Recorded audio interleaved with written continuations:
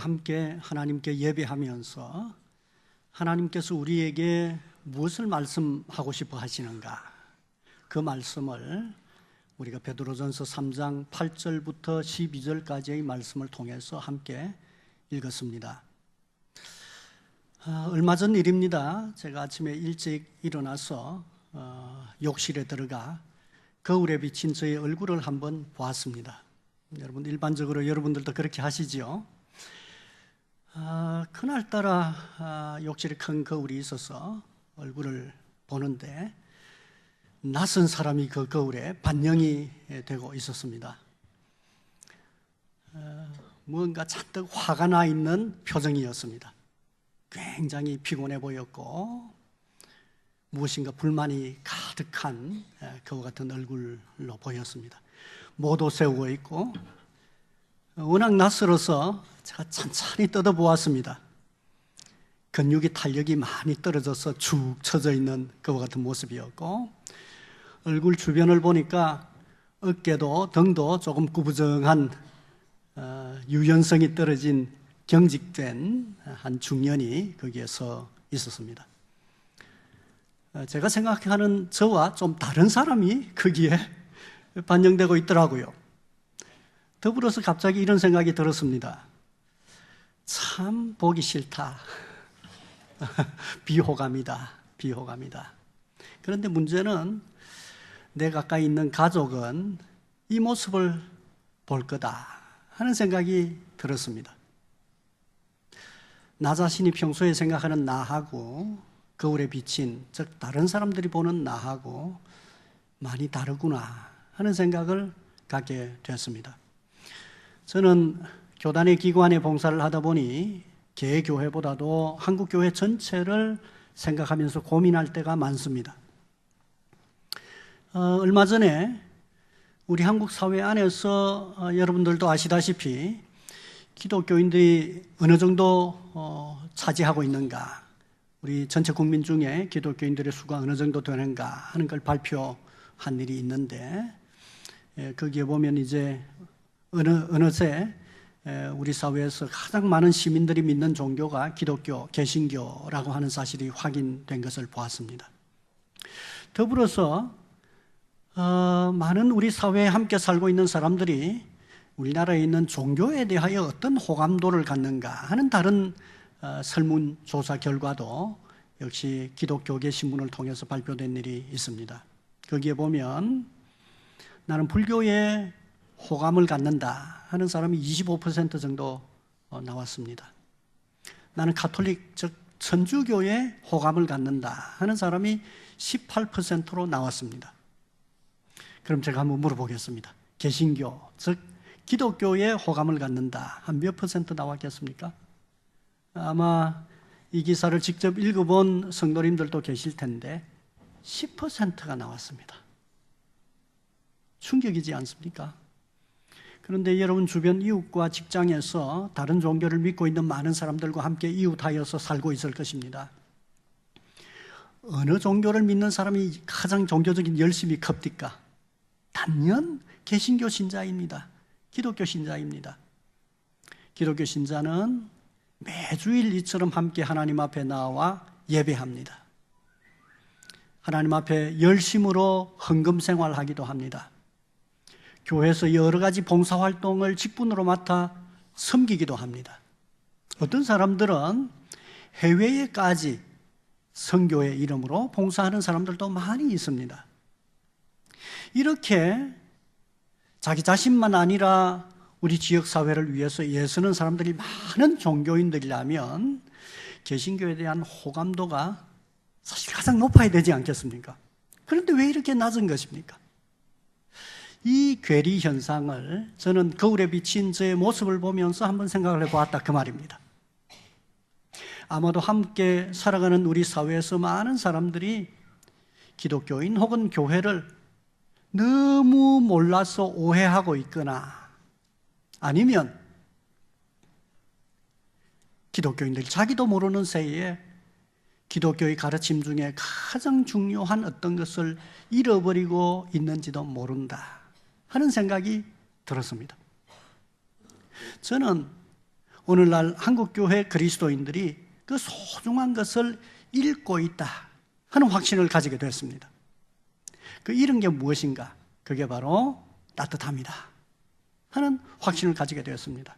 여러분, 일반적으로 호감을 갖는 경우는 종교는 다르기 때문에 그 종교를 믿고 있어야 이해를 합니다. 그러나 종교가 다르다고 하더라도 호감을 갖는 경우가 있습니다. 그 경우는 어떤 경우입니까? 사람이 좋을 때입니다. 쉽게 얘기하면 사람이 따뜻한 사람일 때입니다. 따뜻하고 좋은 사람은 종교가 달라도 함께 생활하는 사람들이 호감을 갖기 마련입니다. 그런데 호감을 잃어버렸다고 하니까 따뜻함을 잃은 거다 하는 생각을 가지게 된 것입니다. 그래서 저는 설교할 기회가 있을 때마다 제일 먼저 최근에는 이 따뜻한 사람, 따뜻함이라고 하는 주제로 성도들에게 설교를 하고 있습니다. 그런데 여러분, 한번 물어보겠습니다. 신구약 성경을 읽으시면서 성경 안에 따뜻함이라고 하는 단어가 나오는 걸 읽어보신 분이 혹 있습니까?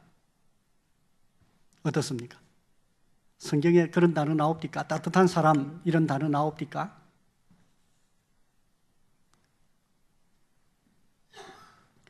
성경에 나오지 않습니다. 그럼 제가 만든 것일까요? 그건 아닙니다. 여기 따뜻한 사람이라고 하는 게 의미하는 바는 성경에 굉장히 강조되는 다양한 표현들이 나옵니다. 예컨대 사랑, 긍휼, 인애, 인자, 동정, 불쌍히 여김, 자비, 이런 단어들이 바로 이 따뜻함에 해당되는 표현들인데, 저는 여기에 나오는 여러 단어들 중에 하나를 선택하는 대신 아주 쉬운 우리말로, 마음에 와닿는 말로, 그러나 이 모든 덕목을 다 포괄하는 말로 따뜻함이라고 하는 성품적 특성을 끄집어내었습니다. 그러면 정말 성경에 나오지 않음에도 불구하고 오늘날 바로 이 시점에서 한국 교회를 향한 하나님의 간절한 말씀이 따뜻한 사람이 되는 것일까? 정말 성경은 그렇게 말씀하고 있는 것일까? 저는 베드로전서 3장 8절부터 12절까지의 말씀을 보면서 그게 바로 하나님의 마음의 뜻이라고 하는 확신을 얻게 되었습니다. 성경을 다시 한번 보았으면 좋겠습니다. 3장 8절과 9절입니다. 화면을 한번 보아주십시오. 마지막으로 말하노니 너희가 다 마음을 같이하여 동정하며 형제를 사랑하며 불쌍히 여기며 겸손하며 악을 악으로 욕을 욕으로 갚지 말고 도리어 복을 빌라. 이를 위하여 너희가 부르심을 받았으니 이는 복을 이어받게 하려 하심이라. 자, 앞부분을 보십시오. 8절 부분입니다. 중간 부분입니다. 두 번째 줄. 동정하며 형제를 사랑하며 불쌍히 여기며, 여기에 집중을 한번 해 주십시오. 동정하며, 이게 무슨 표현입니까? 다른 사람, 어려운 사람을 좀 동정심을 가지고 대하라, 그 말이죠. 형제를 사랑하며, 이 말은요, 형제라고 생각하여 좀 사랑을 표현하라, 그 말입니다. 그 다음 불쌍히 여기며, 이 말은 무엇입니까? 상대방의 약점이나 실수나 고통에 대하여 불쌍히 여기는 마음을 가져라, 그 말이 되겠습니다.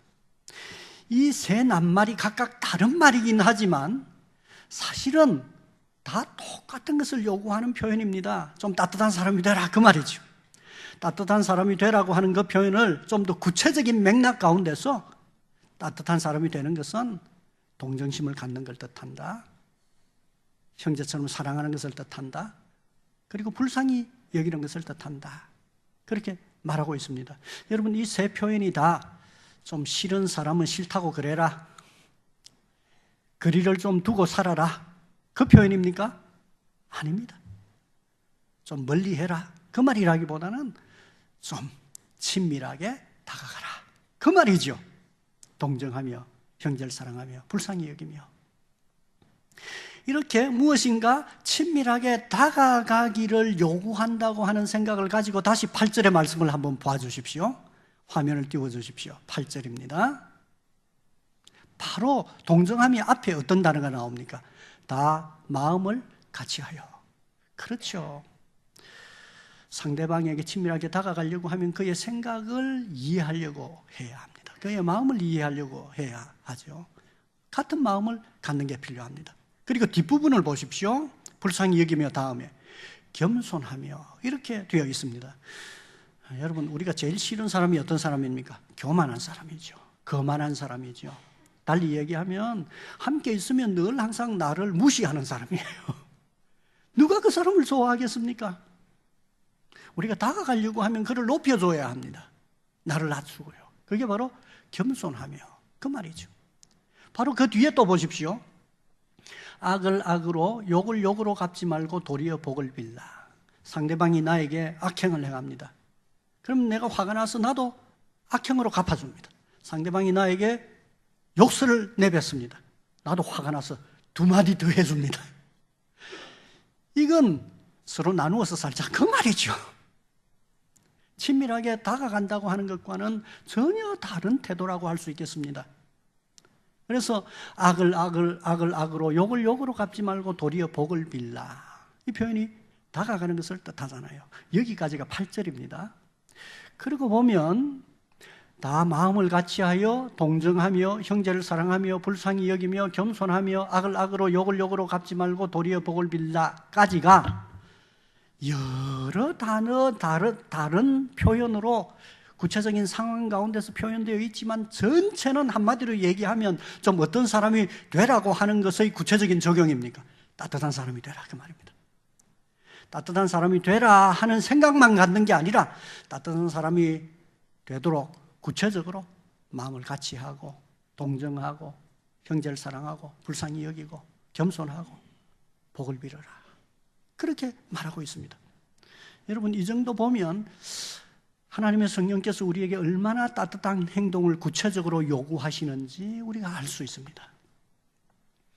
따뜻한 사람이 되라고 하는 걸 굉장히 구체적으로 강조하시는구나 하는 생각이 들죠.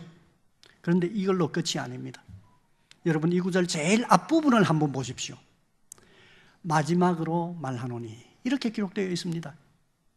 성경에는 마지막으로 말하노니 이 표현을 주로 두 가지 경우에 사용합니다. 그 첫 번째는 앞에서 여러 가지 사례들을 다 얘기를 했는데 아직까지 말 안 하고 남겨둔 게 있습니다. 그걸 마지막으로 말할 때도 마지막으로 말하노니 하는 표현을 사용하고요. 또 언제 이 표현을 사용하고 있는 거 하니 앞에서 구체적인 사례들을 경우에 따라 다 얘기했습니다. 이제 전체를 요약하여 결론 맺으려고 합니다. 그때도 마지막으로 말하노니 하고 간단하게 요약하여 결론을 맺습니다. 제가 물어보겠습니다. 여기에 나오는 마지막으로 말하노니는 첫 번째 경우이겠습니까? 두 번째 경우이겠습니까? 틀려도 괜찮습니다. 두 번째입니다. 두 번째입니다. 왜냐하면 앞부분에 보면 사회적인 관계와 관련된 얘기가 나오고요. 가족 관계와 관련된 얘기도 다 나와요. 그리고 여기에 8절, 9절은 구체적인 사례를 기록하고 있는 게 아니라 압축하여서 강조합니다. 결론입니다. 이게 결론이라고 하는 것을 더 분명하게 알 수 있는 것은 그 뒤에 나오는 10절, 11절, 12절 때문입니다. 여러분, 성경에 보면 10절, 11절, 12절이 들려서기로 되어 있다고 하는 것을 확인할 수 있을 겁니다. 이 말은 구약 성경 인용문이다 그 말입니다. 신약 성경의 사도들과 선지자들이 하나님의 말씀인 성경을 기록할 때 그 기록한 내용을 이게 하나님의 말씀이다, 나의 말이라기보다는 하나님의 말씀이다 하는 것을 정말 강조하고 싶을 때 사용하는 수사 방법이 뭐냐 하면 바로 구약 성경을 직접 인용하여 가져오는 것입니다. 그래서 구약 성경을 가져와서 그것도 간접 인용이 아니라 직접 인용으로 딱 인용하여서 논의를 닫아버립니다. 이건 마치 지금까지 얘기한 것의 결론에 도장을 찍는 것과 같습니다. 바로 이게 하나님의 뜻이다 하는 도장을 찍는 것과 같다 그 말입니다. 그러므로 여기에 8절에 마지막으로 말하노니 이 단어를 보면서 우리가 무엇을 다시금 확인하게 됩니까?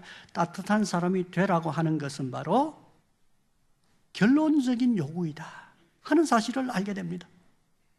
하나님이 성경 여기저기에서 많은 것을 교훈하시고 그 많은 것들 중에 하나가 바로 따뜻한 사람이 되라고 하는 게 아니라 사실은 성경 여기저기에서 많은 말씀을 말씀하고 있지만 한마디로 요약하여 결론 짓는다고 하면 그게 바로 따뜻한 사람이 되는 거다 그 말이 바로 8절에 나오는 마지막으로 말하노니 하는 이 표현의 의미입니다. 저는 이걸로 끝나는 줄 알았습니다. 그런데 9절을 다시 한번 보십시오. 9절입니다. 그 바로 뒷부분입니다. 복을 빌라 다음입니다. 이를 위하여 너희가 부르심을 받았으니 하는 9절을 보고 저는 깜짝 놀랐습니다.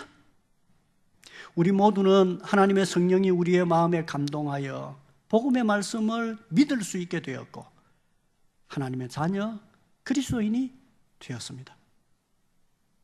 하나님께서 하나님의 성령으로 우리의 마음 문을 열어 하나님의 자녀가 되도록 부르실 때 목적을 가지고 있었답니다. 이를 위하여 하는 목적을 가지고 있었답니다. 그 이를 위하여가 무엇입니까? 이 맥락에서 보면 따뜻한 사람이 되는 겁니다. 하나님은 우리가 따뜻한 사람이 되도록 하기 위하여 불렀답니다. 저의 생각이 아니고 저기 그렇게 나와 있지 않습니까? 불렀답니다. 에이, 나는 경상도 사람인데요. 그건 경상도 사람이 그렇다는 말이 아니고 제가 경상도 사람이기 때문에 그렇게 말하는 겁니다. 오해하지 마세요. 원래 거칠어요. 우리 아버지가 안 그랬고 우리 어머니도 그렇지 않고 원래 저도 막 성격이 그렇습니다. 직설적입니다. 그래도 부르심을 받았으면 어떤 사람이 돼야 된다고요? 따뜻한 사람이 돼야 됩니다. 에이, 나는 혈액형이 B형이에요. 그것도 혈액형이 B형은 다 그렇다는 말이 아니고 제가 그냥 B형이라서 그렇다 그 말입니다. 혈액형이 B형인데요. 안 됩니다. 그냥 타고난 게 그런데요. 이전에는 그래도 부르심을 받았다면 이제 따뜻한 사람이 되어야 한다. 그렇게 요구하고 있습니다. 우리가 이전에 어떤 사람이었던 간에 여러분 혈액형이 성격 결정하는 거 아닙니다. 이건 비과학적인 거예요. 어떤 사람이라고 하더라도 부르심을 받았다면 그는 따뜻한 사람이 되어야 한다 하는 요구를 여기서 볼 수 있습니다. 그걸로 끝난 줄 알았습니다. 다시 9절을 한번 보세요. 9절을 보십시오. 제일 마지막 부분입니다. 이는 복을 이어받게 하려 하심이라. 이는 복을 이어받게 하려 하심이라. 이 말이 무엇입니까? 따뜻한 사람이 되어야 복을 이어받게 될 것이기 때문이다. 그렇게 말하고 있습니다. 우리가 이 시간 하나님 앞에 예배하고 있습니다. 하나님을 높이며 하나님의 말씀을 듣고 있습니다. 하나님 앞에 기도하고 하나님께 예물을 드리기도 합니다. 우리에게 기대감이 있습니다. 그 기대감이 무엇입니까? 하나님, 우리에게 은혜를 베풀어 주시옵소서. 우리에게 복을 주십시오 하는 그와 같은 마음을 우리가 다 가지고 있습니다. 그런데요, 우리가 그리스도 안에서 지금도 하늘의 복을 누리고 있고 저 하늘나라에서 영원한 축복 가운데 살게 될 텐데 이처럼 복을 이어받으려고 하면 어떤 사람이 되어야 된다 그럽니까? 따뜻한 사람이 되어야 된다. 따뜻한 사람이 되어야 복을 이어받게 될 거다. 그렇게 말씀하고 있기 때문입니다. 구약 성경 인용 중에 복 중에 아주 대단한 특별한 복에 대한 표현이 있습니다. 12절을 떼어주세요. 12절을 보세요. 주의 눈은, 이건 시편의 말씀의 인용입니다. 그러니까 여기 주는 하나님이죠. 하나님의 눈은, 여기 눈은요 딱 노려보는 눈이 아니고요, 이제 조금 있으면 설 명절이 될 텐데 멀리 떨어져 있던 손자 손녀들이 오면 이 할아버지 할머니가 어떤 눈으로 보시는지 그 눈입니다. 이렇게 선한 눈으로 보는 하나님의 눈은 누구를 향하시고? 의인을 향하시고. 여기 이 의인은 갑자기 나왔지만 앞문맥에서 쭉 흐름 가운데 보면 이 의인은 누굴 뜻합니까? 따뜻한 사람을 뜻합니다. 따뜻한 사람을 의인이라고 그렇게 표현했습니다. 하나님의 선하신 눈은 따뜻한 사람을 향하시고, 그 다음 그의 귀는, 하나님의 귀는 의인, 즉 따뜻한 사람의 간구에 기울이시되. 그 뒤에 보면 주의 얼굴은, 이건 아주 경직된 얼굴이에요. 악행하는 자들을 대하시느니라, 적대하신다, 그 표현입니다. 뒷부분은 그만두고요, 앞부분 다시 잘 보십시오. 우리는 때에 따라서 참 공경이 오래 계속될 때 이런 생각이 듭니다. 하나님이 내 형편은 감찰해 보시지 않으시는가 하는 생각이 들 때가 있습니다.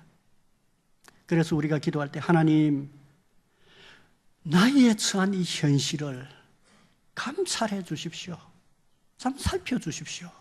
하는 기도를 합니다. 우리가 때에 따라서 오랫동안 기도했음에도 불구하고 기도 응답이 되지 않을 때 정말 낙심합니다. 그렇게 낙심할 때 우리는 너무 답답한 마음으로 하나님 앞에 이런 생각을 하곤 합니다. 하나님은 한 분이신데 지구상에 하나님께 기도하는 사람이 너무 많아서 내 기도 소리는 듣지 않으시는가? 그런 일이 없겠지만 우리가 기도할 때 어떻게 합니까? 어떤 교회는 함께 힘을 내어 기도하기 위하여 우리가 주여 삼창하고 기도합시다 합니다. 주여, 주여, 주여 하고 기도합니다. 우리가 답답할 때 하나님 앞에 이렇게 큰 소리로 기도해야 합니다. 그런데요, 이 구절에 보니까 그렇게 하나님 내 소리를 들어주십시오 이렇게 고함을 지르지 않아도 하나님이 먼저 듣고 싶어서 귀를 기울이는 사람이 있대요.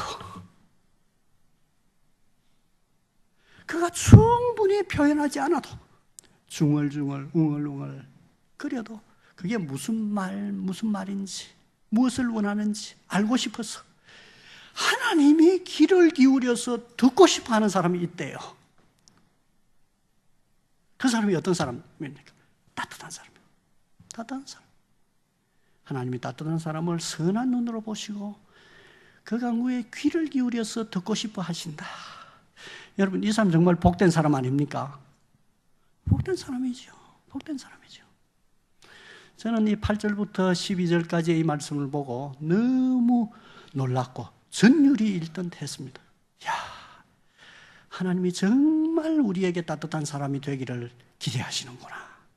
어떤 시인이, 어떤 문학가가 이렇게 짤막한 구절에 이렇게 놀라운 방법으로 강조할 수 있을까 하는 생각이 들었다, 그 말입니다. 말씀의 요점은 그리스도인은 본질적으로 따뜻한 사람이어야 하고 따뜻한 사람이 되도록 불렀고 따뜻한 사람으로서 복을 누리며 살게 될 거다 하는 하나님의 그 마음의 뜻을 우리가 명확하게 깨달을 수밖에 없는 것입니다.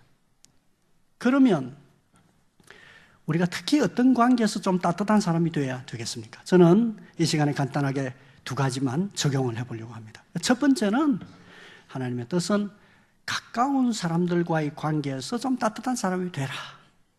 그렇게 하나님은 기대하십니다.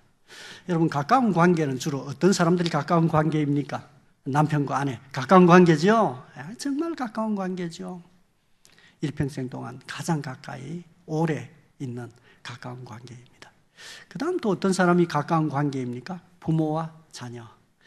자녀는 부모의 생물학적인 특성을 고스란히 물려받은 부모들이 생각할 때 제2의 자신과도 같은 존재입니다. 그래서 부모의 안전, 자식의 안전, 자식의 안정적인 삶은 부모의 종교이고 부모의 기도의 거의 대부분의 내용이 됩니다. 참 가깝죠. 자녀들과 또 나란히 있으면서 또 가까운 관계가 있습니다. 이제 이번 주간에 설명절이 있는데 그 가까운 관계에 있는 사람들이 누굽니까? 며느리, 사위, 또 거꾸로 얘기하면 시부모님, 또 장인 장모님, 가까운 관계죠. 그런데 우리 문화에서 만들어진 언어는 딸하고 며느리하고 너무 다른 단어예요. 딸은 한자인데 며느리는 세자입니다. 너무 다른, 존재가 다른 존재인 것 같아요. 아들하고 사위, 얼마나 다른 단어입니까? 다른 단어입니다. 특히 장인, 장모님, 부모님하고 굉장히 다른 단어입니다. 그런데 서양 언어는 남아 있습니다. 서양 언어는 사위를 뭐라고 그럽니까? son-in-law, 며느리를 daughter-in-law, father-in-law, mother-in-law 다 남아있어요. 남아있어요. 그런데 우리말은 너무 없어. 기독교적인 전통이 아니어서 그런지. 그래서 너무 낯설어요. 그러나 성경적인 맥락에서는 그렇지 않습니다. 아들과 딸의 연장선상 가운데는 가까운 관계입니다. 그 다음 또 친지들 가까운 관계죠. 또 어떤 사람들이 가까운 관계입니까? 하늘에 계시는 하나님을 다 함께 우리 아버지라고 부르고 친척들보다도 더 자주 만나 교제하는 성경 속에 형제 자매라고 일컬어지는 그리스도인들. 참 가까운 관계죠. 가까운 관계죠.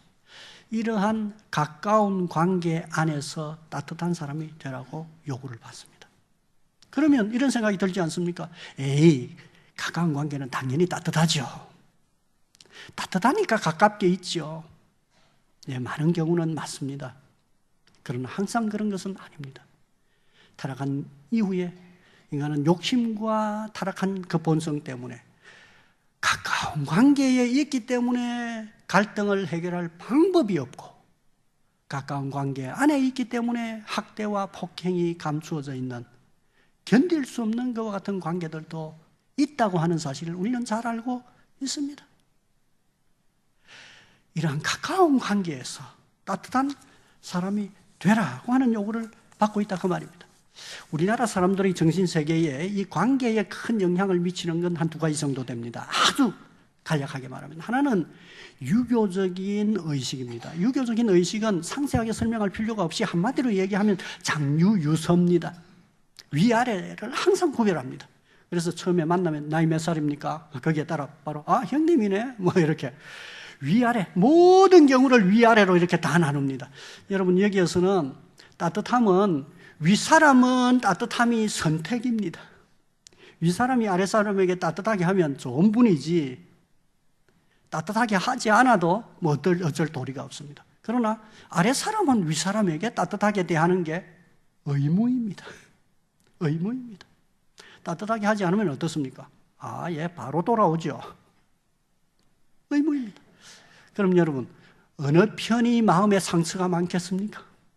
어느 편이 마음에 한이 많겠습니까? 어느 편이 분노가 많겠습니까? 윗사람이겠습니까? 아랫사람이겠습니까? 당연히 아랫사람입니다. 그래서 유교적인 윤리에서는 아랫사람의 마음에 상처와 분노가 많습니다. 분을 갚을 수 없으면 거기에 한이 많습니다. 상처가 많습니다. 그런데 해방 이후에 우리나라 사람들에게 영향을 많이 주고 있는 것은 바로 자본주의적인 의식입니다. 자본주의적인 의식도 복잡하게 설명할 필요 없이 한마디로 얘기하면 모든 걸 거래관계로 봅니다. 거래관계. 쉽게 얘기하면 내가 이만큼 줬으면 적어도 이만큼은 받고 싶습니다. 상대방이 저만큼 줬으면 나는 적어도 그만큼은 줘야 된다고 하는 의무감을 가지고 있습니다. 그래서 주고받는 만큼 따뜻함의 수위가 조절됩니다. 더 많이 주면 수위가 굉장히 높아지고, 그러지 않으면 수위가 낮아집니다. 그런데 부모와 자녀와의 관계는 주로 이 자본주의적인 방식은 작동을 잘 안 합니다. 나의 자녀들에게는 부모는 아낌없이 좋은 것을 다 주고 싶습니다. 되돌려 받으려고 줍니까? 아닙니다. 되돌려 받을 수 없어도 다 주고 싶어 합니다. 자녀들도 마찬가지입니다. 형편이 안 돼서 그렇지 고마운 줄 알고 부모를 잘 모시고 싶어 합니다. 그런데 문제는 자녀가 결혼할 때부터 다른 판단 기준이 들어옵니다. 자본주의적인 가치가 들어옵니다. 그래서 내가 어떻게 잘 키운 아들인데 딸인데 저기 결혼하는 게 손해보는 것처럼 생각됩니다. 부모가 자녀를 위해서 많이 해준 것, 내가 해준 게 얼만데 저게 고맙다는 표도 못하고 효도도 안 하고 화가 납니다. 불공평하다, 불공정하다 하는 생각을 가지게 됩니다. 자녀들도 마찬가지입니다. 결혼을 하고 보니 나를 낳아주시고 나를 길러주시는 수고를 하지 않은 분이 부모가 되었습니다. 그런데 나에게 굉장히 높은 수준의 기대감을 가지고 있다, 이렇게 생각하면 손해본다는 생각이 들게 됩니다. 뭔가 불공정한 거래가 계속되고 있어. 마음속에 무엇인가 분노가 일어나는 것입니다. 그런데 여러분, 한번 물어보겠습니다. 오늘 하나님의 말씀에 우리에게, 그리스도인들에게 유교적인 기준에서, 자본주의적인 기준에서 따뜻함의 수위를 조절하여라, 그런 말씀이 여기 있습니까? 있습니까? 없습니까? 없습니다. 그 대신에 뭐라고 말합니까? 그리스도인은 본질적으로 따뜻한 사람이 되도록 부르심을 받았기 때문에, 따뜻한 사람이 복을 이어받을 것이기 때문에 따뜻한 사람이 되라, 그렇게 말씀하시죠? 안 합니까? 이번 설에 어떻게 하시렵니까? 따뜻한 사람이 되라. 그렇게 말씀하시는 것입니다. 하나만 더 적용을 해봅시다. 또 어떤 관계에서 특별히 따뜻한 사람이 되어야 하는가? 그것은 바로 나보다 인간관계에서 약자들에게 따뜻한 사람이 되라 하는 것이 바로 성경의 요구입니다. 저는 오늘날 한국 사회에서 그리스도인들을 볼 때 그리스도인들이 너무 똑똑하다, 너무 빈틈이 없다 하는 생각을 할 때가 많이 있습니다. 성경 말씀을 통하여 하나님의 뜻을 많이 듣다 보니 많이 정의롭고 엄격하고 단정하고 철저한 시각을 갖는 것처럼 보입니다. 그런데 여러분, 이렇게 높은 기준은 사실은 누구에게 적용해야 합니까? 자신에게. 사회적인 약자가 된다고 하는 것은 원래 높은 기준을 잘 충족시키지 못하기 때문에 약자가 되는 것도 있습니다. 약자들에게 허물도 많이 있습니다. 그러므로 약자들에게는 관용을 요구하는 것이 바로 성경의 가르침입니다. 우리가 잘 아는 바와 마찬가지로 구약 성경에서 하나님 그분 당신을 나는 고아와 과부와 나그네의 하나님이다. 그렇게 말씀하시지 않았습니까? 우리 구주 예수 그리스도가 어떤 분이셨습니까? 그분의 공생의 동안에 그분은 사회적으로 성공한 사람들과도 자주 만나셔서 많은 대화를 나누셨습니다. 그러나 더 많은 그분의 관심은 약자들에게 있었습니다. 약자들과 더 많은 시간을 보내었고 그들의 필요를 채워주려고 노력하셨고 그분들과 함께 있는 것을 부끄러워하지 아니하셨습니다. 병자에게 의원이 필요하다. 오히려 그렇게 말씀하셨던 것을 우리는 기억하고 있습니다. 우리 주님은 정말 그런 분입니다. 그래서 그분이 이 세상을 떠나시기 전에 제자들을 모아놓고 마지막 종말론적인 가르침을 쭉 얘기했던 게 마태복음 25장에 나옵니다. 마태복음 25장에 보면 마지막 날 심판과 관련된 광경의 비유가 거기에 기록이 되어 있습니다. 하늘로부터 재림하신 예수님이 재판장으로 재판석에 앉으셨습니다. 한순간에 사람이 둘로 착 나뉘었습니다. 그때는 변호사를 사고 할 필요도 없습니다. 한순간에 착 나뉘었습니다.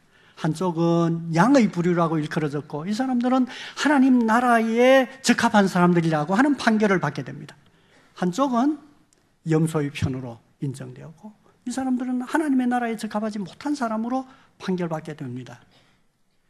여기에 있는 사람들에게, 오른편에 있는 사람들에게 예수님이 이렇게 말씀하십니다. 한번 들어보세요. 마태복음 25장 35, 36절입니다. 화면을 보시면 되겠습니다. 내가 줄일 때에 너희가 먹을 것을 주었고 목마를 때에 마시게 하였고 나그네 되었을 때에 영접하였고 헐벗었을 때에 옷을 입혔고 병들었을 때에 돌보았고 옥에 갇혔을 때 와서 보았느니라. 예수님이 이 편의 사람들에게 이렇게 말씀하셨습니다. 그때 이 편의 사람들이 깜짝 놀랐습니다. 왜냐하면 자기의 일생 동안 이와 같은 일을 한 일이 없었거든요. 예수님께. 그래서 이분들이 재판장에게 말했습니다. 주여, 우리가 언제 주님이 헐벗고 나그네 되었고 이러할 때에 주님을 돌본 일이 있습니까? 저희는 그렇게 한 일이 없습니다. 그렇게 답했습니다. 그때 예수님께서 재판장이 그 사람들에게 뭐라고 말씀하셨습니까? 이렇게 말씀하십니다. 40절입니다. 내가 진실로 너희에게 이르노니 너희가 여기 내 형제 중에 지극히 작은 자 하나에게, 약자지요, 내 형제 중에 지극히 작은 자 하나에게 한 것이 곧 내게 한 것이니라. 너희의 형제 중에 지극히 작은 자 하나에게 한 것이 바로 나에게 한 것이다. 그렇게 말씀하셨습니다. 왼편에 있는 사람들에게 비슷한 형식입니다. 형식은 똑같습니다. 그러나 내용만 다릅니다. 너희들은 하지 아니하였고 여기 왼쪽에 있는 사람들 참 똑똑합니다. 빈틈이 없는 사람들입니다. 당장 억울함을 호소합니다. 억울합니다, 재판장이요. 우리가 언제 주님이 내 앞에 이런 모습으로 와 계신 일이 우리의 일생에 있었습니까? 우리가 아무리 악한 사람이라고 해도 주님이 우리 앞에 이와 같은 모습으로 계셨다면 우리가 그렇게 하지 않았을 겁니다. 너무 억울합니다. 그때 재판장이 이 사람들에게 뭐라고 말했습니까? 내 형제 중에 지극히 작은 자 하나에게 하지 아니한 것이 곧 나에게 하지 아니한 것이니라. 그렇게 말씀하시지 않았습니까? 정말 놀라운 말씀입니다. 놀라운 말씀입니다. 주님 그분은 약자와 그분 당신을 동일시하시고 우리를 보신다 하는 사실을 가르쳐주고 계시는 것입니다. 여러분, 우리는 본성적으로 삶에 대한 열망이 있고 성취에 대한 열망을 가지고 있습니다. 좋은 의미의 욕심일 수도 있고, 그리고 또 참 좋지 않은 비도덕적 관점에서 욕심일 수도 있습니다. 이러한 우리는 유교적인 사고방식 가운데서는 언제나 힘 있는 사람 가까이 가고 싶은 본성적인 경향성을 갖습니다. 자본주의 사회에서는 좀 더 성공하고 많은 것을 가진 사람 가까이 있고 싶어 하는 그와 같은 열망을 갖습니다. 높은 사람, 많은 것을 가진 사람 가까이 가면 그나마 기회가 많습니다. 그런데 약자에게 가까이 가면 짐이 많습니다. 부담스럽습니다. 그래서 우리는 본성적으로 약자에게 가까이 하기보다는 강자에게 가까이 하려고 합니다. 그러므로 우리는 주님의 이 말씀을 기억할 때 의도적으로 약자에게 가까이 가려고 하는 그와 같은 태도를 가져야 된다고 하는 사실을 깨닫게 됩니다. 어느덧 내 주변에 고만고만하고 다 성공한 사람들만 내 주변에 있는가? 내 주변에 약자가 오면 부담스럽고 피하고 싶은가? 잘 한번 자신의 삶을 반성해 볼 필요가 있습니다. 교회 안에서도 나는 좋은 사람들 옆에서만 있으려고 하는가? 아니면 내가 교회 안에서도 약자라고 생각되는 사람들에게 친밀히 다가가서 따뜻한 인사를 나누고 사랑을 표현하는가? 잘 자기 자신을 반성해 볼 필요가 있다 그 말입니다. 왜냐하면 주님 그분께서 내 형제 중에, 여기 있는 내 형제 중에 지극히 작은 자 하나에게 한 것이 곧 내게 한 것이라 그렇게 말씀하고 계시기 때문입니다. 특히 그리스도인들이 조심해야 할 게 있습니다. 그것은 바로 약자의 미움의 대상이 되지 말아야 합니다. 저는 우리 한국 사회에 최근에 한 20년 동안 그리스도인들 중에 성공한 사람들이 굉장히 많아졌다고 생각합니다. 특히 수도권의 그리스도인들이 많습니다. 수도권의 그리스도인들이 많습니다. 사회적인 성공을 거둔 사람들 중에 그리스도인이 많습니다. 이런 불안이 마음에 있습니다. 호감도가 이렇게 낮은 건 어느덧 그리스도인들이 강자가 되어 그리스도인이 아닌 약자들의 눈에 미움을 받고 있는 게 아닌가 하는 것과 같은 걱정이 생겼다 그 말입니다. 이게 사회적인 호감도가 이처럼 낮은 중요한 이유가 아닐까 하는 생각이 들었습니다. 특히 더 조심해야 될 게 있습니다. 그것은 바로 약자의 눈물을 흘리게 하고 약자를 무릎 꿇리게 만들고 약자의 마음속에 분노가 일어나도록 하는 일을 그리스도인이 해서는 안 됩니다. 안 됩니다. 나보다 약자의 자리에 있는 사람들에게 약자들도 선한 게 아닙니다. 선한 게 아닙니다. 본성이 선하지도 않고요. 약자도 문제가 많고요. 능력이 모자랄 수도 있습니다. 그러나 그들도 자존감은 강합니다. 자존감은 강합니다. 그들의 자존심을 짓밟아버리고 굴복시켜버리고 마음속에 눈물이 나오도록 만들고 분노가 일어나도록 만들고 하는 일은 굉장히 위험한 일입니다. 굉장히 위험한 일입니다. 여러분, 주님이 만일 약자와 동일시한다면 우리를 향하여 분노하고 계신다 이렇게 생각하면 여러분 소름이 돋지 않습니까? 주님이 우리를 심판의 대상으로 보시면 어떻게 하시렵니까? 그리스도인은 약자에게 그들의 잘못이 있다고 하더라도 그들의 잘못을 설명해 줄 때도 따뜻한 마음을 가지고 경계하고 경고하고 설명하고 그들을 도우려고 애쓰는 사람들이 되어야 된다 하는 사실을 깨닫게 되는 것입니다. 말씀을 맺겠습니다. 여러분, 몸이 따뜻하면 열나는 거 말고 몸이 따뜻한 사람은 건강한 사람이지요. 이렇게 날씨가 갑자기 추워지곤 한데 연세가 드신 분들은 왜 이렇게 체온이 떨어져 자꾸 한기가 들어 추워. 그 말은 어떻습니까? 기력이 약해졌나 보다 혹은 건강에 무슨 문제가 있는가 걱정을 하게 만듭니다. 그러나 체온이 일정하게 잘 유지되고 따뜻하면 건강하다 하는 그와 같은 표현이 되기도 합니다. 그런데 우리의 생명이 끝나고 영이 떠나고 버리고 나면 우리의 몸이 어떻게 됩니까? 차가워지죠. 차가워지죠. 차가워지죠. 따뜻한 건 생명과 관련되어 있고 차가운 건 죽음과 관련이 되어 있습니다. 여러분, 복음은 따뜻한 것이겠습니까? 차가운 것이겠습니까? 예, 따뜻한 거죠. 복음은 왜 그렇습니까? 복음은 생명을 얻게 하고 영생에 이르게 하는 것이기 때문입니다. 그 복음을 우리가 마음으로 받았습니다. 또 하나님의 성령이 불이 우리의 마음 속에 있습니다. 우리가 따뜻한 사람이 되어야죠. 우리 때문에, 나 때문에 나의 주변도 따뜻해지고 주변의 사람들도 따뜻해지고 내가 있는 공동체도 따뜻해지고 이게 바로 하나님이 기대하시는 그리스도인과 교회인 것입니다. 여러분 따뜻한 사람입니까? 아니면 거울에 비친 저의 모습처럼 차가운 사람입니까? 마음은 따뜻한 것 같은데 거울에 비친 모습은 차가운 모습이었습니다. 차가운 사람입니까? 가까운 관계 안에 있는 사람들에게 따뜻한 사람입니까? 여러분보다 약자에게 따뜻한 사람입니까? 따뜻한 마음이 생겨야 따뜻하게 돼야죠. 하는 꼴을 볼 때마다 따뜻하기는커녕 늘 따뜻하게 대하려고 애는 쓰는데 따뜻한 마음이 달아나 버린다.